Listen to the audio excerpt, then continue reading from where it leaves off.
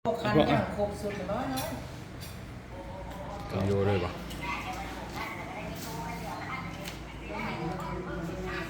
ก่อนนะมาเข้านี่มาล้างนี่มันคันมันแข็งดอก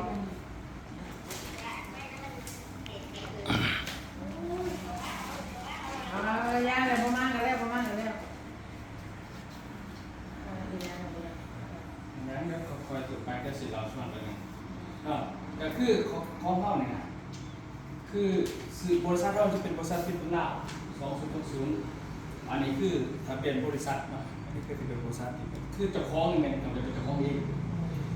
เป็นเจ้าของซึ่งเท่านี้ก่อนที่เป็นเจ้าของทั้งนี้เครือข่ายมาตั้งแต่ปี20222008บริษัทปีนี่ก็เครือข่ายมาสมัยก่อนผมเคยมองเซ็งนี่ผมเป็นลูกไปผูกผู้บริหารตำแหน่งสูงสุดของมองเซ็งแก้บ้านของแต่กระป๋าเนี่ยที่สารนี่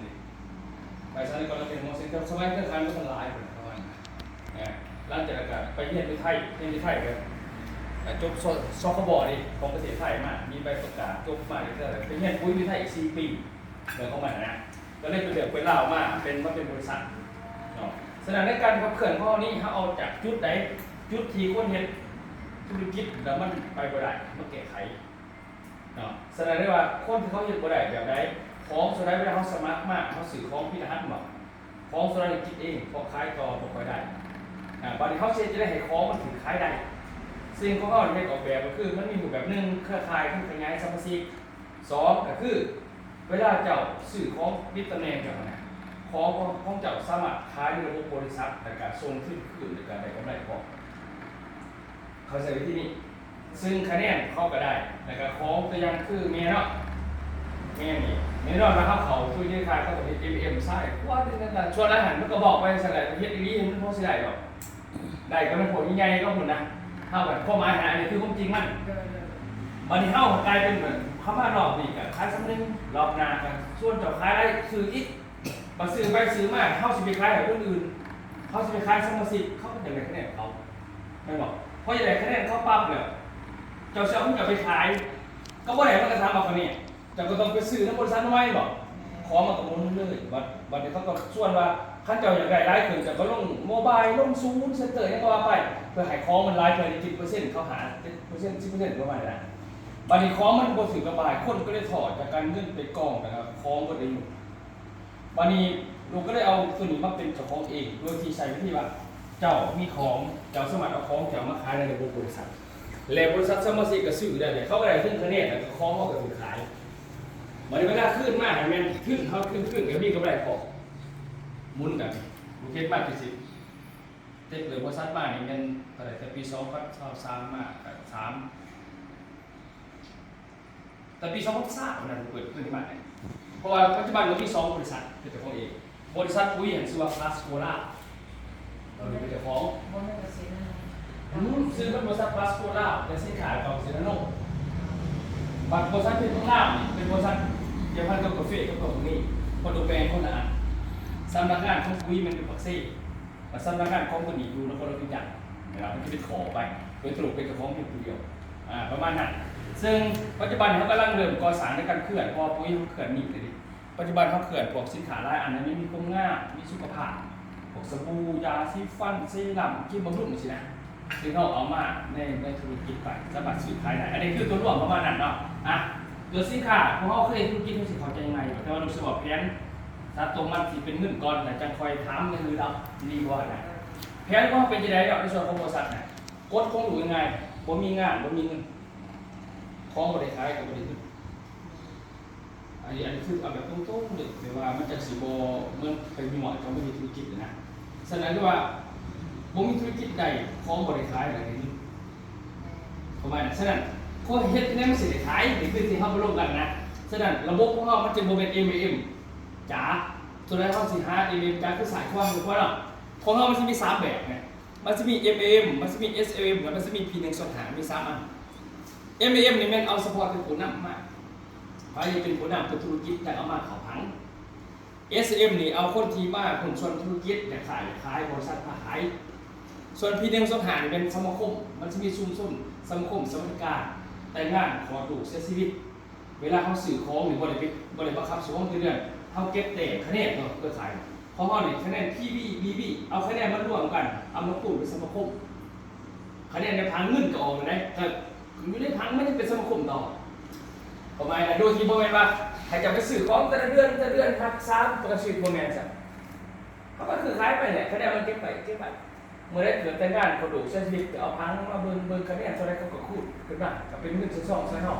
แต่สาระมันบริไปเก็บเงินกูได้นี่คือมี3แบบก็นะ3แบบขั้นตอนฉะนั้นเขาถึงมาเป็นยังเขาไม่ได้เป็น FM กับสายกว่าสมาชิกแต่สุดท้ายตัวนี้ที่เป็นคนปฏิเสธหมูยักษ์มันรวยในแผนแต่มันรวยในเกี่ยดิ คือบ่ตั้งจังซั่นเป็นไง คนนี้เนี่ยอันนั้นส่วนแรกคนเครือข่ายมันรวยในเกี่ยกับรวยโมเมนต์ภูมิส่วนนั้นด้วยมันภูมิอยู่ไทยมันรวยก็ว่าเข้ากับเรียนคือเป็นนำเขาทุกถ่ายคล้องกองแล้วบริษัทอื่นมากกับบอกมาอีกบริษัทมากบอกมาอีกมันจะเป็นสั่นฉะนั้นมันก็เลยมันบุคคลสุด2 SM คือการขายของคือสื่อของมาต้องขายได้แต่ถ้าในเครือข่ายจ้านี่มันเครือข่าย MBM เลยนี่มันเขาจะประสงค์ซื้อมาขายไปอย่างเพราะว่าเมที่มันบ่ได้เนาะมันหยาดเท่าใดคนเดียวเขาขายได้คนเดียวดิแล้วเท่านั่นซื้ออีกบ่นี่ถ้าเท่านั่นซื้อมันก็บ่ได้ขึ้นทั้งหมดมันก็บอกว่าคนขายไม่รวยคนรวยไม่ขายเขาว่าจะต้องไล่ล่าคนไม่หรอกพอคนใหม่เขาบ้างไม่มีคะแนนใหม่ดิฉะนั้นลูกกันเอาตรงลูกร่างเกียรติแบบจริงสิใช่ป่ะเพราะว่าประเทศเด็กคงแต่ก่อนลูกเป็นที่มันก็เจอแบบนี้ร้ายลูกพี่ทั้งไพ่ตลอดผ่านมาบอกต่อว่าเป็นเจ้าของบริษัทเองเนี่ยคิดไปโบราณมันผิดกฎหมายมันเงินคันเขาฟ้องไปเลยของเป็นกองไว้มันเป็นเท่าตอนหนักกฎหมายคนเดียวของบริษัทเขาจดได้น่ะคือถ้าออกเขาจำกัดคนเดียวฉะนั้นมันก็แบบกฎหมายเข้าหาคนเดียวอันนั้นแต่ไม่มีความเสี่ยงสารระบบบริษัทเขาจะแยกดูแค่เป็นสายแยกเป็น3 อันถ้าเขาจะเป็นเครือข่ายกับ MM บัดนี้เขามีของขายบริษัทค้าขายแล้วก็ต่อมานี่หาสมาชิกใช่ไหมขามาคนลาวมีแต่สื่อกินสื่อใส่กันนั่นเพื่อนอุ้ยแม่ตุ้นรุ่นดอกบัดนี้เฮ็ดจะได้เขาแสดงประโยชน์ก็ได้ว่าสื่อกินใส่ปกติแต่เก็บแต่เอาเงินสมาคมนี่คือบริษัทเป็นนั่น3 แบบเดี๋ยวแม่เบิ่งนี่ละโดยแผนเริ่มต้นแบบนี้ไงก็คือเขามีการจ่ายอยู่4 แบบจ่ายแบบที่1เกิดมาจ่ายรายวันนี่มันลงเบียดพูดขึ้นออกเลยจ่ายเรื่อยเป็นมือรถแบบที่2เป็นจ่ายรายหาวันมันเป็นแผนของตัวนี้ของสินค้าตัวนี้นะอันต่อมาจ่ายราย15 วันแล้วก็มีจ่ายรายเดือนบัดนี้ลูกก็ลงนี่ถ้าแม่แม่เข้าใจแม่สิเฮ็ดนี่ปึ๊บลูกสิให้ตำแหน่งรายเดือนนี่เลยว่าเฮ็ดจะได้ซอยกันได้นะเพราะว่าลูกกำลังสารกลุ่มใหม่อยู่สารต้นหาไปคันเฮาผลงานบ่ฮอดลูกก็ได้นี่ซะประมาณนั้นเบิ่งเด้อบัดนี้ของเฮานี่มันมีคะแนนหลายตัวเลยเป็น10 คะแนนมันบ่มีแต่ว่าพี่สิบ่แม่นมันมีหลายอันแต่ว่าโดยที่แบบว่าแผนนี่มันมีอยู่2 แผน A แผน B คะแนนมันมีเด้อคะแนนมันสิมี PV มันสิเข้าแผน A BB เข้าแผน B มันมี2 อันนี่น่ะแผน B นี่จ่ายหามื้อแผน PV นี่จ่าย15 วันมันสิแบ่งอีกบ่ดอกของน่ะเวลาเฮาซื้อของเป็นชุดมันสิมีอะไรของมันไอ้พวกไปเอาดูในกล่องมันมีอันน่ะรู้แหละไปเอาหน่อยนะแฟ้มสินค้าดูในกล่องมันกล่องข้างในมาดูเรื่องแบ่งคือแผนละ15 วันนี่เนาะของเฮาก็คือกันมันสิมีค่าขยายธุรกิจนี่7 สั้นเหมือนกันแต่ของเฮานี่มันแผนมันดีกว่าตัวนี้ค่าจะเอาแผนเนี่ยเพราะว่าตัวนี้มันจ่ายจับผู้ 50% ของเฮาจับผู้ 80%ตัวนี้นี่จับผู้อันนั้นแนะนำเพียงแต่หาสั้น120%ของเฮา150% 7 สั้นต่างกันได้เนาะใช้ไว้เบิ่งเนี่ยบัดนี้เวลาข้อที่1ข้อใดนี่คือค่าแนะนำเท่าใดอยู่100ถึง 150% 2นี่เป็นค่าบริหารทีมสายครัวนี่ฟังออนได้ 80% 3นี่โบนัสแมทชิ่งคือเฮาซอยทุกกันมีระดับเท่าใด 3% 3 สั่นตัวนี้ยูนิเลเวลแพนตัวนี้ได้15 สั่นแล้วก็แพนเวลาเฮาขึ้นตำแหน่งเงินเดือนนี่ตำแหน่งบริหารเขามีเงินเดือนไหนลงมาเป็นนั่นตัวอย่างคือแต่ว่าเริ่มต้นจะได้ตัวนี้เริ่มต้นตัวนี้แม่นสมัครสมาชิกนี่บ่มีสมัครมีแต่เฮาซื้อสินค้าเข้าไปเริ่มต้น50 คะแนนมีผังแต่ว่าตำแหน่งมันเริ่มต้นที่เขาได้หมดตำแหน่งเดียวแต่ขั้นคือประเทศไทยมันมี4 ตำแหน่งอันนี้ดูขอจากไทยมันเป็นหลัก100%เลยคือเขามีแต่1,000 คะแนนนะจ๊ะ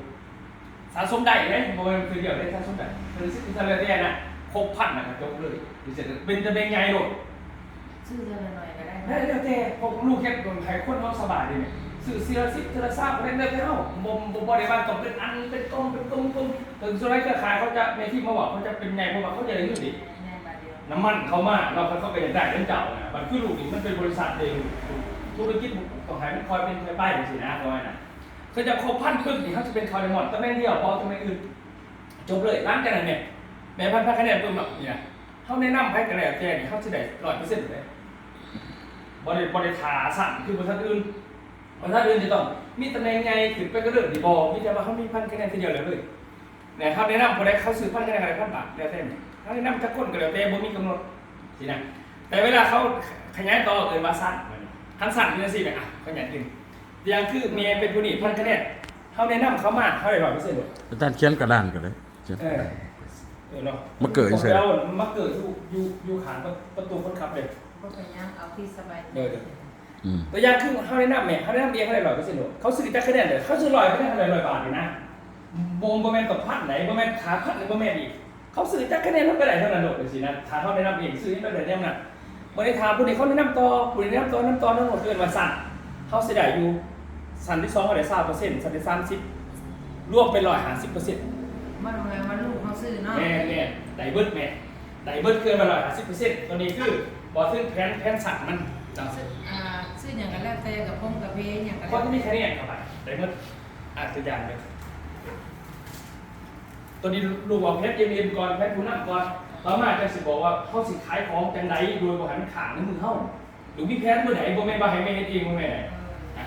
ตัวอย่างแพนไหนเนาะแพนหนึ่งตัวเอ็มนะเอ็มตัวนี้ไปเท่านี้นะเขามีพันคะแนนนะตัวเดียวเขาก็ได้นำไปยาเขาสื่อเท่าไหร่100%ถ้าผู้นี้แนะนำต่อเขาจะได้20%ผู้นี้แนะนำต่อเขาเป็นไร10%นั้นตัวจะหาสินะตัวนี้มันเกินมาสั่นแบบตัวที่2นี่มันตัวที่2เอ็มตัวจับผู้ใส่ขวาแต่ว่ามันจะเป็นฟังออนนี่นะแต่ยังขึ้นห้องนี่ไงแค่ทีเดียวแหละแล้วเลยแหละผมมียังเกิดขึ้น ก แหละ ระดาษพิสุ พูดถึงว่าพันคะแนนมันซื้อสะสมคนไหนมันพันคะแนน นี่แล้วแต่ไหมนั่นคือแม่สื่อสุดบนต้นพันคะแนนขยะแม่สื่อมันจะมีสุดโปรโมชั่นหรือไงมันจะมีสื่อจักคะแนนกันแล้วแต่สื่อเป็นปุ๊บมันอัพตะแดงเขาเลยก็มีสุดไหมนะตัวอย่างนี้มันจะมีไหมจะมีสุดสินค้าของละลายอันตัวอย่างคือสุดแล้วต้องสุดเหลือปุ๊บมันอัพเลยขั้นสุดนี้มีเงินเดือนสื่อสุดตัวนี้มีเงินเดือน1 ล้านหานี้ยาวนาน1 ปีทุกเดือนเขามีเงินหายเดือนล้านหาเนี่ยคล้องหรือว่าซักที่มันการระบายของสการสารกับเอาของแม่ค้าขึ้นเพื่อนสินะเขาใส่แบบว่าหายคนลงทุนเจ็บโตบ่ให้เขาเอาของไปโกงนี่เงินเดือนล้านหานะครับเบิร์ดปีนึงขายเบิร์ดเพิ่มขายเบิร์ดปีนึง36 เดือนเบิร์ดซื้อเอาอีกโครงการเขาก็ให้เป็นเดือน1 ล้านหาต่อโครงการใช่ไหมคนบริษัทคงหนุนจะรายผมเงินเดือนดิเขามีเงินเดือนอยู่เลยที่เฮ็ดธุรกิจเงินเดือนบ่เขามาถามเนาะของเขามีเงินเดือนเด้อเดือน1 ล้านหาตัวนี้แบบตัวนี้ชุบมาใส่กวนเนาะชุบมาแม่เป็นพันแค่แล้วแม่พี่มอนี่ใส่มันอีกกว่าแม่การซอยเขาขยายนี่แหละซอยเขาขยายตัวนี้แม่คะแนนมากใส่กวนจะได้เกิดแต่มันเอาฟังออนมาคูณ 80%บ่มีหักษาอย่างบ่มีหยังมีแต่ตามนั้นเลยสูงสุดจ่ายวันละ50,000ตัวอย่างคือคะแนนมันมีฟังสายแสนคะแนนฟังความมันมาก1,210ก็ตัวนี้มันคูณ80สินะมันก็6,000 บาทสินะคือออนตัวได้มาคูณนะ 80%อันนี้คือ2 ที่ 2 2 ที่ 3แมนส่วนเขามาแล้วทีนี้เขามีรายได้เขาก็ได้เขาในน้ำเองที่เขามีรายได้น้ำเขาได้10%ผู้นี้ส่วนต่อเขาก็ได้น้ำอีกเสร็จแล้วตอนไหนได้3 สัตว์ไหม3 สัตว์อันนี้ข้อ3เนาะส่วนเงินเดือนเนี่ยมันมีตำแหน่งอยู่6 ฐานตำแหน่งที่1เงินเดือน2,500ตำแหน่งสุดท้ายเงินเดือน110,000ตัวนี้ตั้งหาคนละต่อกันวันนี้มาเบิ่งโตขาสาวขึ้นตำแหน่งเงินเดือนนี้มันจะมีส่วนฟรีเนาะมีเงินค่าประกันฟรีแล้วก็สมัครเก็บสแตมป์แหลกเที่ยวต่างประเทศตัวอย่างคือถ้าเป็นตำแหน่งที่1หันเท่า10เก็บสแตมป์ครบ500สแตมป์เฮาสิได้ไปเวียดนามฟรี1 ที่นั่ง2ถ้าเฮามีขึ้นตำแหน่งตัวที่2เฮาเก็บครบ1,500สแตมป์บวกขึ้นเลยบ่ตัดติดได้ตัวนี้เขาเสด็จเที่ยวจีนฟรี1 ที่นั่งเลยกับให้เงินอีก5,000ตอนไปเที่ยวแล้วก็ตำแหน่งที่3ตำแหน่งเดือนเลยเขาเก็บสแตมป์ครบ 3,000เขาจะได้ไปเที่ยวต่างประเทศอีก1 ที่นั่งเลยกันได้เงินอีก10,000ตอนไปถ้าตำแหน่งที่4เขาเก็บสแตมป์ครบ5,000บวกขึ้นเลยไหมบวกเป็นเหลือไม่ไหนบวกเป็นว่าลบหรือเหลือไม่ชุดบวกแมนมันบวกขึ้นเลย ครบ5,000สแตมป์ไปเที่ยวต่างประเทศ1ที่นั่งหายเงิน15,000ติดกระเป๋าไปซื้อของตำแหน่งที่5นี่คือกันตัวนี้แม่น10,000สแตมป์ตัวนี้ไปเที่ยวต่างประเทศ1ที่นั่งหายเงินได้25,000พอตำแหน่งสุดท้ายนี้เนาะถ้าจะขึ้นตำแหน่งสูงสุดนี่แม่นตัวนี้แม่นครบ40,000สแตมป์ไปเที่ยวต่างประเทศฟรี1ที่นั่งตอนไปเที่ยวหายเงิน35,000และกลับมาให้รถอีก1คันราคา650,000 บาทตัวนี้เป็นตำแหน่งสุดท้ายรถ650,000แรกแม่เลือกตัวได้ก็แล้วแต่ถ้าแม่ไปลงไหนเงินรับหนีเขาจะใช้ผลแม่ซื้อรถผมใหญ่เขาใช้650,000เขาใช้ไม่ได้ซื้อไหนซื้อเรียนในห้องรถออกแม่เห็นว่าดูใช้ตรงนี้ได้แม่จะไปดาวเขาแต่ว่า650,000เขาหายแล้วแต่ที่สินะเขาจะออกรถออกมาได้บอกหายเอาเขาจะบอกเงินส่วนถึงเอาแต่แม่ลงการขันเนี่ยโอ้รถฟอร์จูเนอร์เขาใช้ไม่500,000แต่ว่าค่า500,000เขาซื้อ500,000ได้เส้นหาไปไหนคือไหนเขาไม่เขาหายรถเป็นขั้นมูลค่าซื้อทุกเส้นหาบ่แม่นว่าไปซื้อ500,000เส้นหาเอาไว้เขาบ่หายเลยเขาจะให้ไปรถเลยนะก็หมายนะแสดงว่าตัวค้าราคา6เส้นหามาเลยอันนั้นขายเงินจะขายแม่ก็ซื้อเลยนะแปลว่า5ก็คือ50ก็คือ10บ่มีตัว แม่แต่ว่าแม่ก็ลงเอาเองตัวอย่างคือเขาสุดท้ายให้แม่500,000แม่ก็ลงว่าเขียนแผนบริษัททุกเส้นหาดื้อแม่ก็บอกเอาแต่จังหวะเรื่องแต่อันนั้นแล้วแต่บอกว่าในลูกซักน้ำซื้อก็ไม่ได้ลดแต่ว่าตอนนี้ว่าบัตรซื้อเขาก็พาแม่ไปเบิ่งไม่มักบอกคือกันเหนือบอกเขาเสียหายอยู่เลยแม่มีแต่แม่เลือกก็ได้ครับแต่ว่าเขาจะออกเป็นรถเพราะว่าบริษัทเขาต้องมีรายการดีว่าเขาได้หมอบไปเรียนใช่ไหมโอเคตัวนี้เนาะอันนี้คือตำแหน่งเนี่ยตัวนี้บอกถึงว่าแผนรายได้ของคะแนนมาต่อมาตัวนี้แผนรายเดือนตัวนี้นี่เขาเปิดบริษัทใหม่ตอนนี้ลูกกำลังหาอันนั้นผู้นำที่ไปเห็นแผนรายเดือนเพราะว่าแผนรายเดือนนี่มันจะมีตำแหน่งมี6ขั้นมันจะมีหัวหน้าหน่วยหรือลูกกับเขาหัวหน้าหน่วยขั้นหัวหน้าหน่วยก็คือว่าแม่เป็นหน่วยงานรัฐเกิดยอดคะแนนเดือนผ่านแม่เป็นหน่วยงานแม่คูณเอาสูงสุด3%ตัวนี้โปรแกรมก็พังงานสายความโปรแกรมก็เป็นน้ำโปรแกรมนี้เป็นหัวหน้าองค์การต่างๆบริษัทตัวนี้ลูกก็แล้วฮะแขวงแต่กับเมืองไว้มีใจเห็ดพ่อใหม่ๆนี่นะขั้นต้นน้ำไปบ่ได้ดิบ่ได้นั่นเนี่ยจะต้องมีผลงานเข้ามาหน่อยนะเดี๋ยวเข้ามาตอนนี้เขายังหาหัวหน้าหน่วยลูกก็แล้วปั่นเป็นไงลูกไปหาหน่อยเสร็จแล้วผู้ได้เสียน้ำมันในสารวัตรนี้ที่เป็นรักเป็นแรงเนี่ยมันเขาเสียหายเป็นตัวหนีก่อนบัดต่อไปเนี่ยแม่หาคนเป็นตัวหนีมากแค่แล้วแม่ถึงซีโอการซีโอเนี่ยแม่ได้20%คือเก่าแต่ว่าได้ทั้งหมดแต่องค์กรตัวนี้โปรแกรมเขาคะแนนตัวเมื่อกี้ได้โปรแกรมกับทรายเพราะว่าอ่อนแข็งแต่ขั้นมาเขาไปเห็นบริษัทมันไม่ได้พังกันได้ยังเงินบ่มีเลยแต่เท่านี้มีหายเขาต่างหาก20%ถ้าจะได้20%นี่คือต้องพวกคนไม่พี่น้องเนาะอันนี้เป็นจังซี่เป็นสิแบบตอนนี้เขาแยก2อันเนาะตัวพังงานเมื่อกี้แม่เข้าใจเนาะตัวนั้นคือเขาจะได้ตามพังงานนั่นทำจริงอ่ะอันนี้บอตัวนี้แม่สิเฮ็ดน้ำเฮาบอไปเฮ็ดน้ำเฮาเป็นรักเป็นแรงแม่เป็นผู้หนาหน่วยแม่ก็มีแต่ที่4เป้าพี่สิแล้วมีจุดใดบ่ซับสิลงเองลงบอกเอาซับสิให้แม่แล้วแต่แบบเฮ้ยคือใครก็เขาพันมากเลยแม่ตามแต่ว่าเขาหาได้เป็นเขาหาต่อสายหัวเนาะเงินเนาะอันนี้บอหมายว่าคะแนนมันร่วมเบิดภายใต้เขาหันถึงมากแม่ได้ซับ%เลยตัวอย่างมาได้เดือนนี้มันมี10,000คะแนนแม่ก็คูณ3%ก็ได้ 2,000 บาทก็ได้กินขนมอ่ะว่าตัวสายหัวก็เป็นเงินเขาเป้าสิแน่ไหมไอ้ดอกนี่ตำแหน่งนั้นเป็นนั่นน่ะโดยที่บวกเกี่ยวกับสายหัวเกี่ยวยิ่งเลยมีแต่ว่าเขามีแผนรวมกันเอาชิลงบาทนี่บ่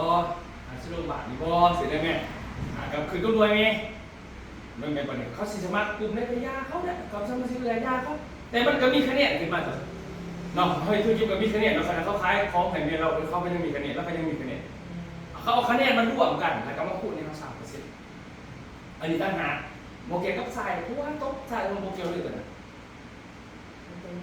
เข้าใจป่ะตัวนี้คือ3%ของหัวหน้าหน่วยถามว่าเขามีหัวหน้าหน่วยตัวอย่างคือแม่เนาะมีกลุ่มกระซ่าหัวหน้าหน่วยคนนึงอยู่บ้านเขานี่ถ้าโดนนิดนึงบอกไปเลยคบหาคนปึ๊บหันเรือนแม่เป็นซีโอเลยใช่ป่ะเรือนซีโอไม่ใช่วันนี้แม่หัวตัวอย่างหาคนหน่อยเป็นอย่างตัวนี้เขาเป็นคนนั้นเขาได้3%คนนี้เนาะอันนี้อันนี้เขาก็ได้3เลยของเขาได้ของเขาได้ไหมนี่หาคนเนี่ยเขาหายายหมดอันนี้โอเคนะข่อยสาวหน่วยนึงแล้วก็เมียตัดเนาะโดยใช้ก็หายเขาตัดอันนี้ สารวัตรหน่วยหนึงเรางามหน่วยหนึงแล้วแต่ไปต่างหาครบหาจุดบัดนี้หาจุดนี่เขาก็ได้20%เพราะว่าแม่ให้เขาเด็ก20%คือแบบแม่ว่าคอยสิบ่เอาผู้นั้นว่าใช่เดี๋ยวเด้อแต่แม่หาเงินเรื่องประเทศหน่วยหนึงแล้วแต่จุดใดเป็นสารวัตรบัดมียอดกลุ่มเขาตัวอย่างเขาสินัดแบบประชุมกลุ่มเขาถึงมื้อได้เป็นออกตารางมาดอกเขามียอดเบิดเดือนเท่าไหร่ผู้นี้เขาได้20%กลุ่มนี่เขาก็ยอดได้20%ครับบัดนี้เขามี PCO หั่นทราบทั้งหมดอย่ามารวมกันได้บ่นี่จากคะแนนมันได้มาหาสายเมย์กับบริษัทขายอีกต่างหากทราบอีกเข้าใจป่ะคืออะไรคือตำแหน่ง CEO ตัวนี้บอกจะเป็นสายหัวแหม่มันจะมาฟังเดียวผมว่าแล้วแต่มันของเขาเป็นหัวหน้าเด็แต่ว่าตัวนี้เขาเดินไม่พวกแหวนเขาเรียกว่าเขาเอาไปได้มีใจถ้าเขาเคยเครือข่ายแห่งไหนแห่งดีเขาไม่เคยซ้อนอย่างเราเขาไม่เข้าใจแม่เราไม่เข้าใจจะว่าโลกอาจารย์พวกว่าเราเคยเห็นบทเราเคยอยู่กันง่ายไปอย่างเบาง่ายเลยเขาพูดแม่ไม่ฟังเลยเขาไปนั่งโอเค พอเซ็นกันด้วยค่ะ แม่บอกจักปีไหน เขาช่วงเวลาเขาแล้วกันตอนแรกมันตั้งรักษามันยากเลยมันยากเลย โอเคแสดงว่าตอนตัวยุรักหาหันลูกขึ้นผูกจัดการตัวยุรัก11กระลูกเป็นคนสื่อให้อันนั้นเป็นคนจัดการกับหายความรู้สึก